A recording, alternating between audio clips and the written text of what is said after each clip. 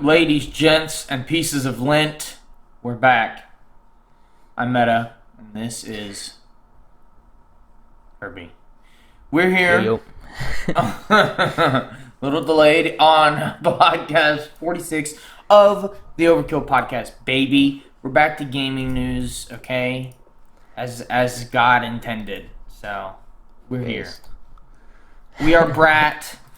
We are Queen. This is time. White Boy Summer. Do we want to get into the first the first story? Goodness. The first Sona. Oh no. Dear God. Well, yeah, our first story, I kind of just wanted to... this one's definitely going to be a pretty Call of Duty focused podcast. But this news came in November 28th, so on Thanksgiving. The Call of Duty 2027 leak shows that Call of Duty might be returning to a futuristic setting, potentially with exosuits. We're not too sure if this is going to happen next year either, because obviously next year we're going to have the sequel to Black Ops 6, which is going to be a futuristic Black Ops 2 style game, but we don't know if it's going to have advanced movement. But this, a lot of fans are theorizing it's going to be a sequel to Advanced Warfare, which to me, the thing is, like, they've rumored this since, like, I feel like I've heard about, like, this Sledgehammer 2 or Advanced Warfare 2 game. Yeah, this isn't the first time. Since, like, the original Warzone came out. Yeah. You know? Around that time period. I don't know. I don't see them making another Advanced Warfare game. It was just such a flop, right? I mean, am I crazy? I mean... Was it not a flop, or was it good? Ever since they did exosuits, every game... So, like, Advanced Warfare did really well because, you know, COD... They only had one setback with COD Ghost, right? Yeah. And then Black Ops 3 came out. It was a little better, but sales-wise, it did worse than Advanced Warfare. And then Infinite Warfare came out, and it's the worst-selling Call of Duty, but even if it's the worst-selling Call of Duty, it was still, like, the best-selling game of that year. So... Gotcha. Okay. So I feel like they could do, like, one spinoff, but I don't know. I don't think the whole franchise will go down a advanced movement route. That'd be wild. And also, I think in 2026 we have Infinity Ward's game, which is definitely going to be Modern Warfare 4. So, and it's probably going to be really slow. Right. It's... But I just can't see him doing it, but maybe he did better than I thought. I don't know. How do you feel about... Disgusting. No, I'm just kidding. About exosuits coming back, because I personally think for, like, one game it would be kind of cool just to have them be back. I mean, because I did enjoy some aspects of them. I hate them. Would I mind it for, like, one game? I guess not. Because, honestly, I'm obsessed with the zombies in Black Ops 6, so I'd probably just play that mostly. But, and I'm not opposed to it. I probably wouldn't, like, enjoy it that much, because I never really liked them that much. Even in Black Ops 4, where they were, like, toned down, I didn't like them that much, so... Yeah. I don't know. I wish I did. I wish I did like them. I just don't. Same thing with, like, Titanfall. Like, I never liked Titanfall that much either. I don't know. It's not like I hate the, like, creativity of it. It's just... Yeah. I don't know. There's just something about it. I just can't enjoy everyone jumping around so much. Yeah. In my opinion, if the controller versus keyboard debate is big now, it's going to be absolutely, like, toxic if they do advanced movement. Because I think advanced movement in my opinion, like being able to aim while doing all this stuff, it's so much easier to do on like a keyboard than on a controller. Right. That's a big advantage. But then obviously, a lot of people say like movement's easier to do on a controller, and I don't know. I don't really feel like it's that difficult to do it either way.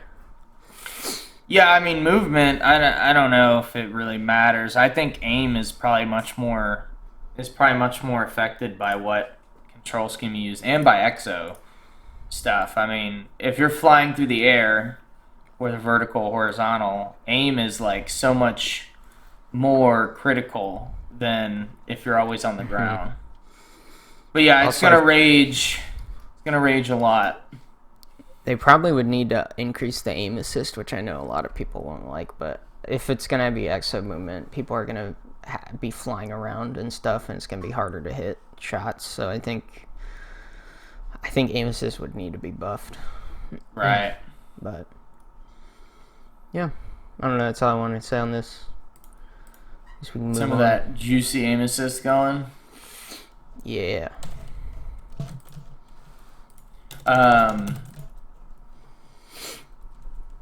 You want to talk about Big Kitty, Little City? Yeah. Sorry, Little Kitty, Big City. Yeah, I played it on Game Pass. Because we finally got Game Pass to test out some games and stuff.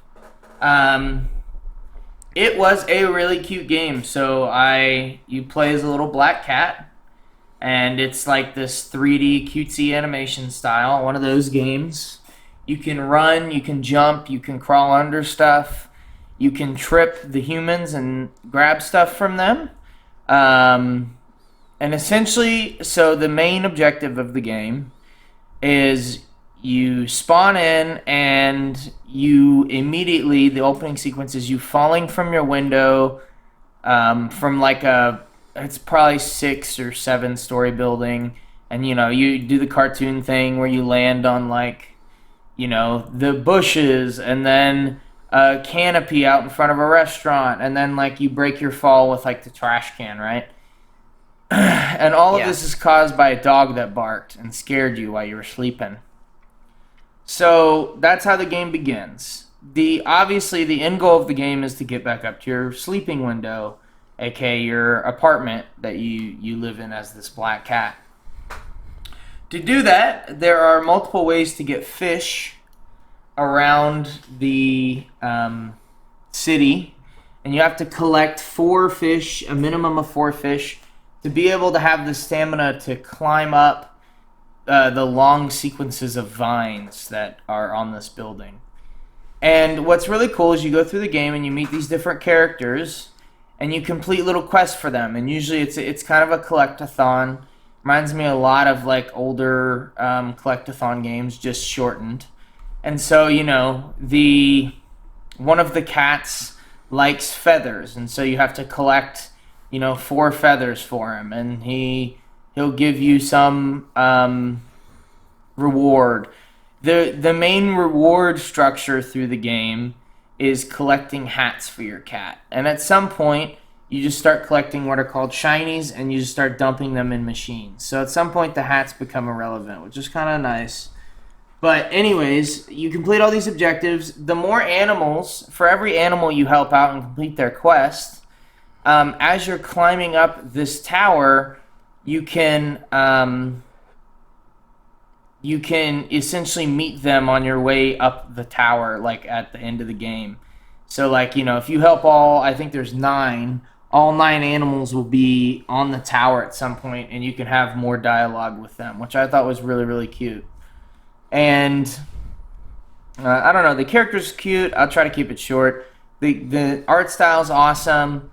It's got some humor in there, and I really like the layout of the map. I kind of want to play through it again, and it only took me like an hour and 50 minutes to I almost 100%ed the game as far as like the collectibles.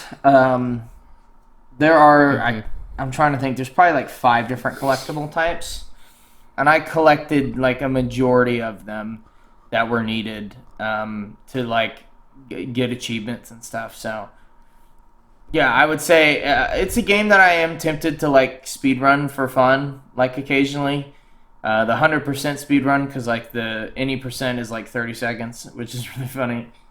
So yeah, I don't know. It was really really cute, and it was a little platformer, which is my favorite. Yeah, I know. I think I heard about, or we covered it on the podcast, and then And like I'm out of I breath. saw a review. No, I saw a review for Little Kid, A Big City, and people were saying like, yeah, you can beat the game in like one sitting, basically. Yeah, And, I mean, you can almost 100% it, like you were saying, in one sitting. yeah. I mean, I wouldn't say I was taking my time, because at some point, I kind of was like, I was gonna go hang out with friends that night, and I was like, all right, I gotta hurry up and finish this. So, a lot of it at the beginning was fucking around, but I think if I really buckled down, you can probably get through it in like an hour and 20, like your first time. Well, yeah, I mean, that's fair enough if it's like a game that's on like Game Pass and stuff. But a lot of people did buy it for like $40. Yeah. So I don't know. I don't think it's worth that much, but Yeah, I don't know. I don't know if I would buy it. If you have Game Pass, I would play it first. And if you think it's worth like owning, buy it then. But yeah, it's like $30. Not a bad purchase, Yep. I guess. It's actually 25 right now. I think it's on sale. No, they changed the price. So they've been testing the price. They've been going. ugh.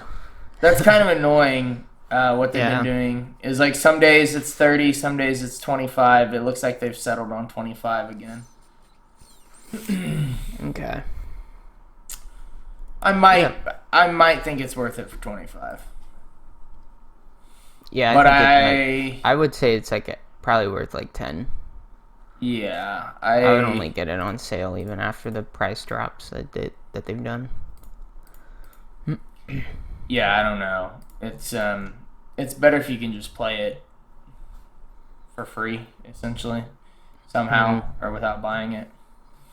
Yeah. It's kind of like that game Stray. Like, I don't think Stray is worth it's $30 either. The one that's like the quick time event with the cats. Oh yeah, That's like the whole game. yeah. Yeah. Well, I guess we can move on, baby. Yeah, I got that good nose congestion going on. Call of Duty Season 1 Reloaded decided to drop. They kind of revealed most of the stuff before, but they finally gave us more details.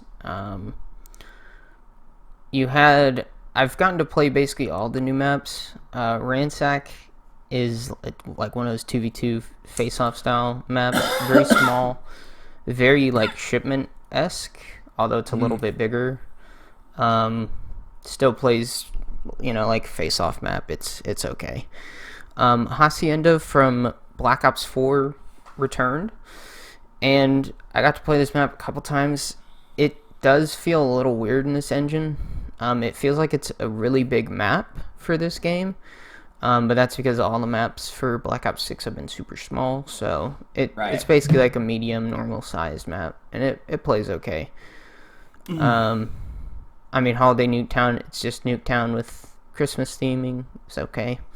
The big thing, though, the big thing is the new Zombies map, Citadel des Morts.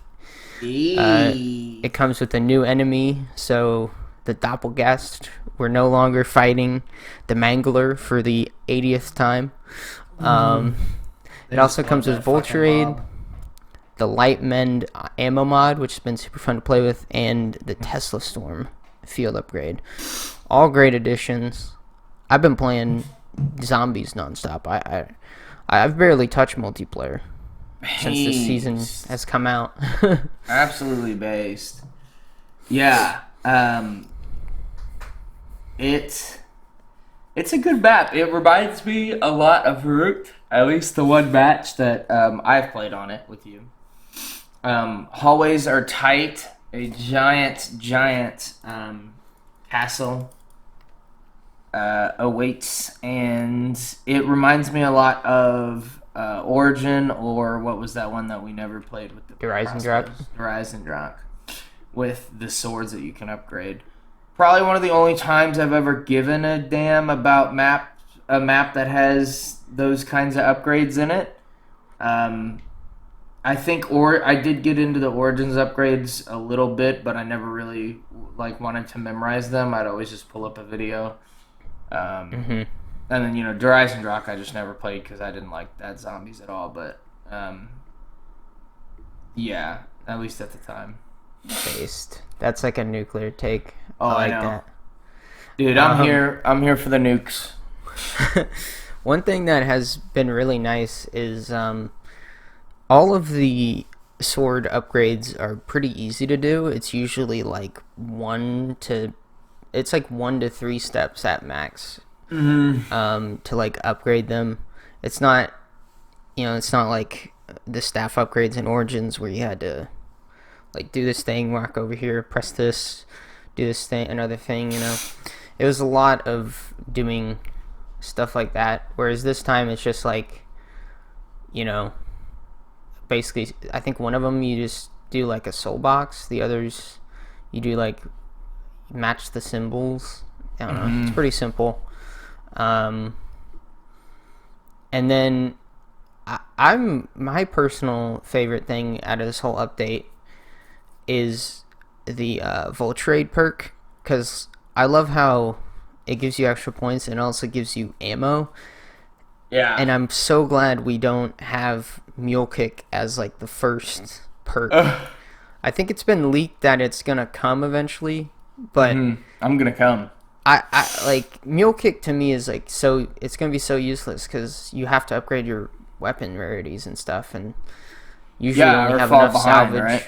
Yeah, you only have enough salvage to upgrade one weapon though. Yeah, in previous.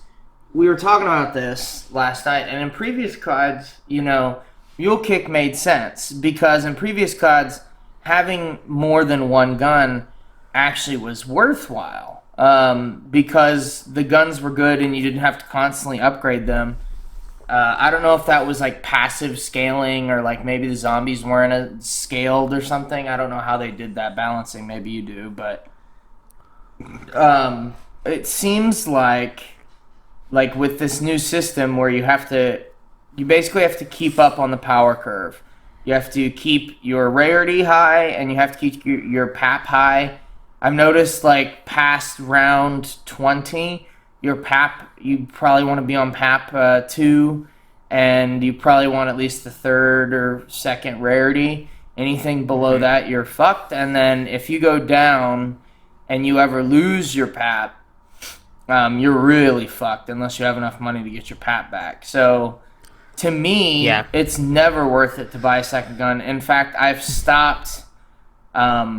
I'm leaning towards stopping buying a second gun entirely, and then maybe just saving the second slot for a wonder weapon to build or to get. And even then, I mean, the wonder weapon isn't even usually worth the PAP because your other weapon's already upgraded. So right. Well, one thing about this map as well is the I got the light sword earlier, and I tried to pack-a-punch it, and you actually can't pack-a-punch the sword. So once the sword is upgraded, it that's it. You don't have to pack-a-punch it. It's at its full strength at that moment. And it won most of the swords, I believe, one hit until round 40 at the very least. Damn. And you can't.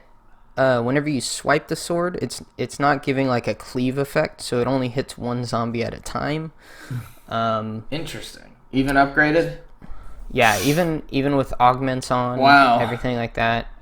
There are no augments that allow it to like swipe. But it's one hitting, so you technically could take it for, I think, to the higher rounds, higher than 40, but I'm not too sure on that. And like you were saying, I think what I'll do is I'll have like one weapon, and I'll fully upgrade that, and then I'll have the sword slot, and then I'll just have my fist as my second weapon, quote unquote. I believe it's not worth having two weapons to try to upgrade. Yeah, it just never works out. I genuinely don't think there's any point to ever having a second weapon unless it's a specialty weapon of some kind. Yeah. But yeah. So all that to say, Mule Kick's pointless. I mean, maybe there is a point to having a second weapon. I don't know. We haven't gone to like round 60 yet or something. I mean, I guess then, sure.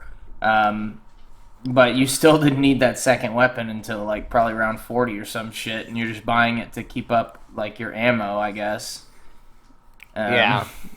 Well, I think with like the older zombies games, like specifically Black Ops 3, you could double pack a bunch and you'd get like the equivalent of like an ammo mod. Yeah. And that would basically always one hit kill until like forever.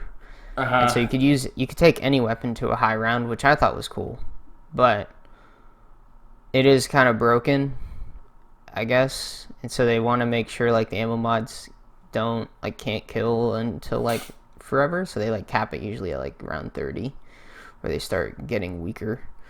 And I don't know. I kind of would like to see if they just like uncapped it, allowed all the ammo mods to always kill. I mean, I've preferred that system.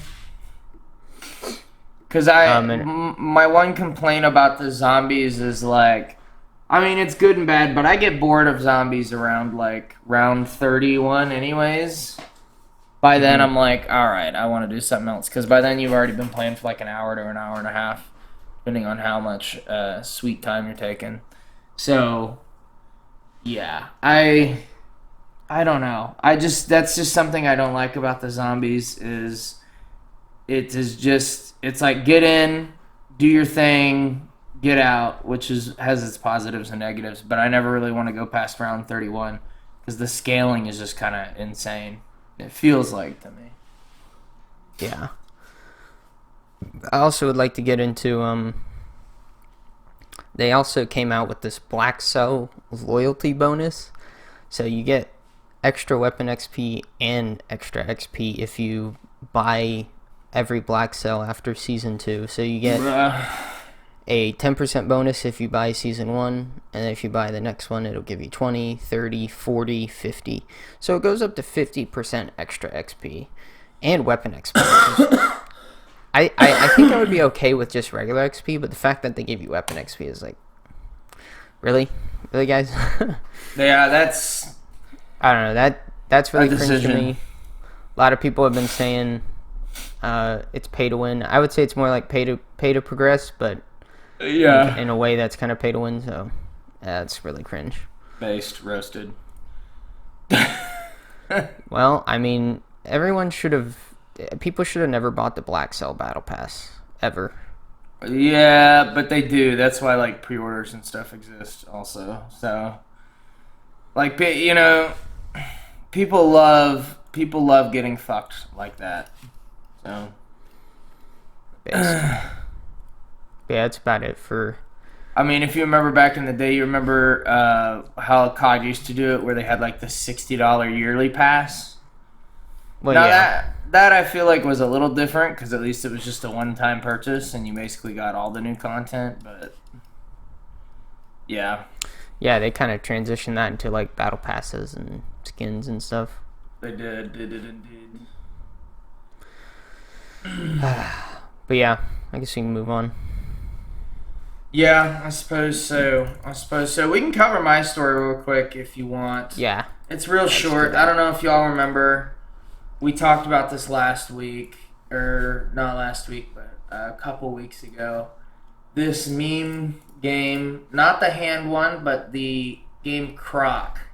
The 90s platformer Croc remaster has been delayed until next year. It seems like it's only coming out on Switch and PS5, which is crazy. But okay. Go off, King. Yeah. We had the same thought.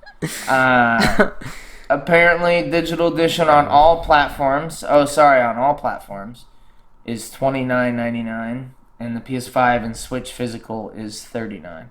Got it. So you can get it on everything. But the physicals are on PS5 and Switch, which I don't know why. Maybe it was originally on PlayStation and Nintendo. Yeah, I think it was only. I think it was. I know it was on PlayStation. Yeah. What about Nintendo? Wait, I thought it was. I thought they had an N64 version. Maybe I'm high. Let me look it up. N64. NES or something. I think N64, not NES. No, it would have been N64. No, I think it was only on PlayStation. Oh, interesting. Yeah, it was only on PlayStation. Maybe because Switch. I've noticed Switch collectors are much more like physical fanatics. So. I don't Platforms. know. Well, platforms says PlayStation, Sega, Saturn, Windows, Nintendo Switch, PS4, PS5, Xbox One, Series X. Oh yeah, it's coming out on all of them, just not physically. Yeah, interesting. Yeah. Yeah, but it was originally only PlayStation. I don't know. Maybe.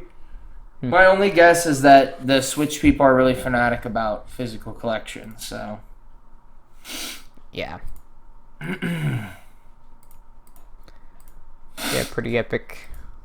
That is pretty epic, actually. Gamer moment. I definitely want to get it on Switch though. Physical. Yeah. Of course. Savage. Just because it's savage. Speaking of a digital-only online multiplayer game, though, we covered this game whenever it came out, and then we kind of never covered it again. Maybe we covered it a couple times, but we did cover XDefiant it from Ubisoft on Tuesday, they announced it would be shutting down on June 3rd, 2025. The game will no longer be available for download after that date, and player registration will be closed. XDefiant will have a third season. It'll come out sometime in the near future. And, yeah, I mean, Mark Rubin did say there would be a fourth season for players. I'm starting to think that was maybe a little bit of a miscommunication. I think it'll only be season 3, and that'll probably be it. They also said that Insider Gaming reported that there's only a skeleton crew, and that Ubisoft was basically, before the game came out, for the past 2 years, nearly 2,000 people were like laid off or decreased from the staff. And so for a while, this game's basically been on life support, and they finally decided to pull the plug. Yeah, and I don't think that's the fault of not having enough staff. This might be a nuclear take to all you, XDefiant heads out there, but I think the game was doomed from the start. Just to be 100%, I thought it was good, but it was just generic shooter that didn't run as well as Call of Duty, I thought, and so I just don't think it was ever gonna do well. Yeah, it didn't run as well. It didn't look that great. In my opinion, it really didn't play that great either. Everyone was way too tanky, I felt like. The sliding and jumping felt really floaty. Yeah. It was just the game felt off. Like in old Call of Duty, it felt like your movement had weight, but in this one it was like you're like a feather. And it felt kind of weird. It just felt off. Like, it didn't feel like a good game to play. To me, shocker from Ubisoft. I know they usually make the perfect games that feel great to play. Obviously, I'm being facetious, but yeah, I don't know, man. It wasn't good. Was not a good game. No. I thought. No, it wasn't. Maybe it's a nuclear take, but yep. Yeah, sad to see. Keep it 100p. Keep it 100p. Sad to see, but as soon as that came out, I was like, well, fair enough. I felt like that was going to happen eventually. Yeah. It was kind of rumored, but some people were like coping like, oh, but it's just a rumor, though. It's just a rumor, guys. No. Yeah, let's not lie to ourselves like that. Well, guess that's been it for the podcast, baby. Certainly has. Been a great podcast. Hope you guys enjoyed it. It's your boy Kirby DK10. Peace. Boy Meta. Bye. Yo.